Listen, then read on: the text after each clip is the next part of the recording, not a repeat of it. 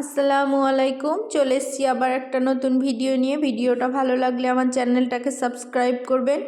যে সাবস্ক্রাইব করেছেন তাকে অনেক অনেক ধন্যবাদ, আর যে করেননি করেও নেবেন। বেল আইকনটা দাবিয়ে নেবেন, নোটিফিকেশনটা আপনার মোবাইলে চলে যাবে। একটু মনোযোগ দিয়ে দেখবেন ভিডিওটা, অবশ্যই ভালো লাগবে। ভালো লাগানোর চেষ্টা করছি যতটুকু পারছি।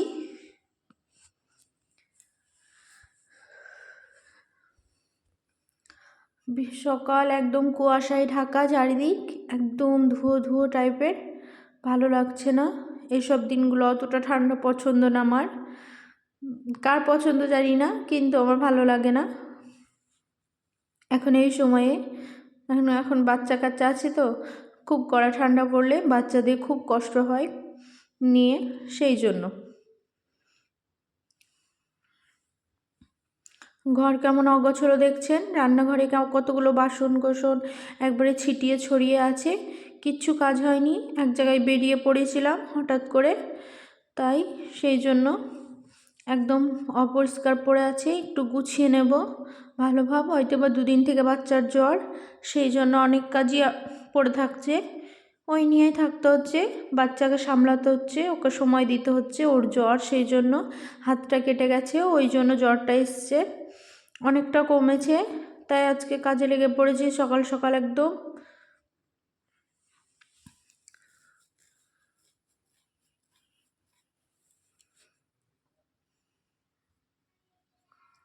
এগুলো গুছিয়ে নিয়ে, সব দিন তো মানুষের সময় ঠিক যায় না, তাই না? সময় কার কখন খারাপ যাবে বলা মুশকিল। আজ আমার ছেলেটার হাত কেটে গেছে, খুব কষ্ট পাচ্ছে ছেলেটা, জানো তো। সব সময় মেনে নিতে হবে, যখন যেটা হয় সেভাবে চলতে হবে, তাই না? সবাই তো চায় ভালো থাকার চেষ্টা, তাই না? কিন্তু কার কখন কি হবে বলা মুশকিল। এই তো এগুলো গ্যাসের এইগুলো মেজেছিলাম, তো ওইগুলো বসিয়ে নিলাম, রান্না চাপাবো, সেই জন্য এখন আমি কাউন্টার টপটা দেখছেন তো পরিষ্কার করে নিয়েছি, তখন গোটাচ্ছিলাম। এখানে একটু কি পড়েছে ওইটা ফেলে দিলাম। ওই সাইকেলটা আমার ছেলের, চকলেট ভরা ছিল জেমস চাকাগুলোতে। ওই তো এইখানে এই ফ্লাক্সের ওই প্যাকেটটায় আমি কাগজপত্র রাখি কিছু, কিন্তু খুব একটা দরকারি নয়।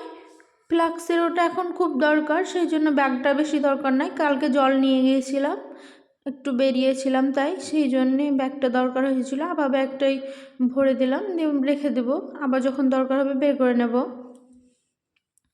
এই ঘরটাও খুব অগোছালো হয়ে পড়ে এখানে ওখানে ছড়িয়ে ছিটা আছে সব কিছু, কিছু সামলাতে পারিনি, একটু সামলে নেব আজকে। ঠিক আজকে ছেলেটা অনেক অসুস্থ হয়ে গেছে, কিন্তু কান্না করছে, মানে শরীরটা হয়তো ভালো লাগছে না। জ্বরটা ছেড়েছে ঠিকই, খেতে পাচ্ছে না, সেই জন্যে শরীরে এনার্জিও আসছে না ওর। আজকে ডিম দিয়ে আলু রান্না করব একটা, এই রান্নাটা খেতে খুব ভালো লাগে, আপনাদেরও ভালো লাগবে দেখুন। যদি সময় খুব খিচিবিচি হয়, মানে অনেক ব্যস্ত দিন, এই রান্নাটা করে নেবেন, সবাই ভাতও খেয়ে নেবে একদম নিমেষে, কোনো কথাবার্তায় বলবে না। অবশ্য খুব ভালো লাগে, কিন্তু সব দিন নয়, সব দিন তো সবাই সব কিছু পছন্দ করে না, তাই না? মাঝে মাঝে এইগুলো দিলে বেশ উঠে যায়। এই তো আলুগুলো ধুয়ে আমি প্রেশার কুকারে দিয়ে দিয়েছি। এখানে ডিমটা সিদ্ধ করে নিয়েছিলাম, এখানে ভেজে নেব।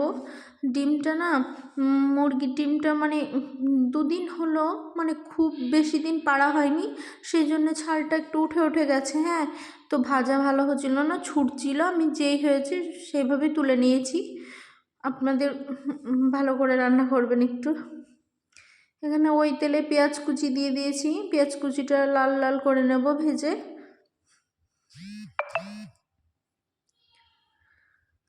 এখানে লাল লাল করে নিয়ে পাঁচফোড়ন দিয়ে দিলাম একটু, বেশ সেন্টটা ভালো লাগবে। একটু ডিম আলুর তরকারি তো, এখানে টমেটো দিয়ে দিয়েছি অনেকটা, এখানে 2টো টমেটো নিয়েছিলাম মোটা মোটা।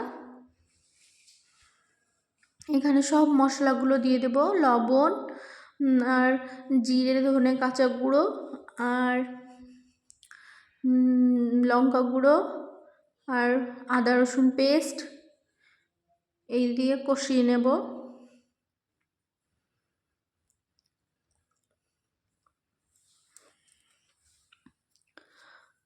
একটু জল দিয়ে দেব, জল দিয়ে কষাবো, মানে তা করতে কষাতে কষাতে টমেটোগুলো সিদ্ধ হয়ে যাবে, কারণ আলুটা সিদ্ধ করা।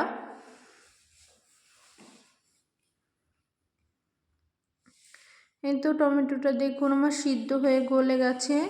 এই তো আর একটু নাড়িয়ে নাড়িয়ে নিয়ে আলুটা দিয়ে দেব, দিয়ে আলুর সঙ্গেও খানিকটা নাড়িয়ে নাড়িয়ে একদম ভালোভাবে আলুটাকেও কষিয়ে নেব। আলুটা আমি আধ ভাঙা করে নিয়েছি, না গোটা না একদম গলিয়ে নিয়েছি, আধ ভাঙা টাইপের করে নিয়েছি।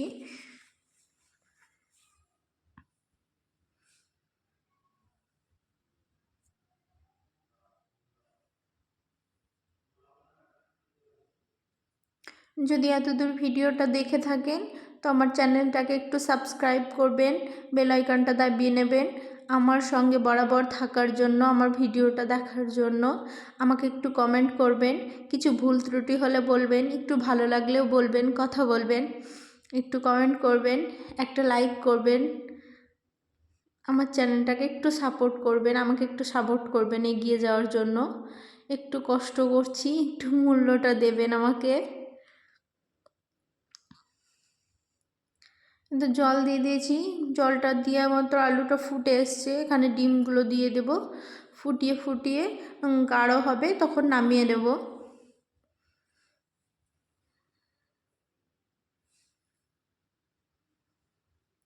এই রান্না আজকে পাতলা ডিম আর ঝোল হবে, আর কিচ্ছু নয়।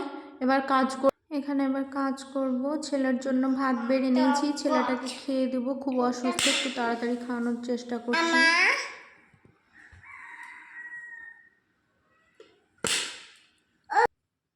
এখানে বিকেলের নাস্তাতে চলে এসেছি।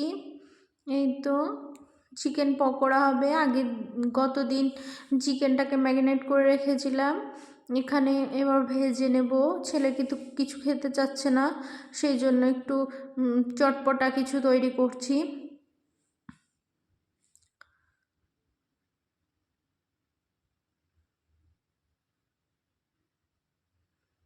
এই তো এখানে ডবল কোট করব, আমি প্রথমে একটা কোট দিয়ে নিলাম।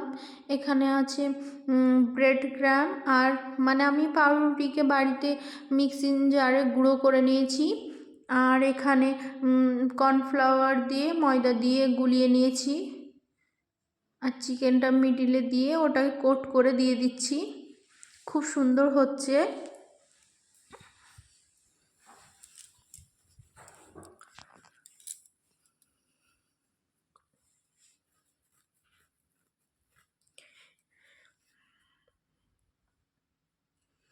একটু নিজের মতো করে তৈরি করবেন, সব সময় এই রেসিপি অনুযায়ী করলে সব কিছু হয় না, নিজের অনুযায়ী কিছুটা করে নেবেন, বেশ ভালোই লাগবে খেতে, খুব একটা খারাপ লাগবে না।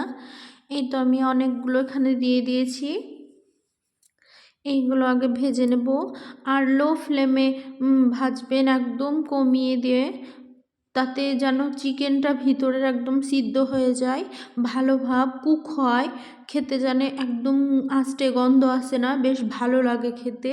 সেইভাবে আস্তে আস্তে তেলে ওটাকে ভেজে নেবে, লাল অবধি লাল করে একদম ভাজবেন।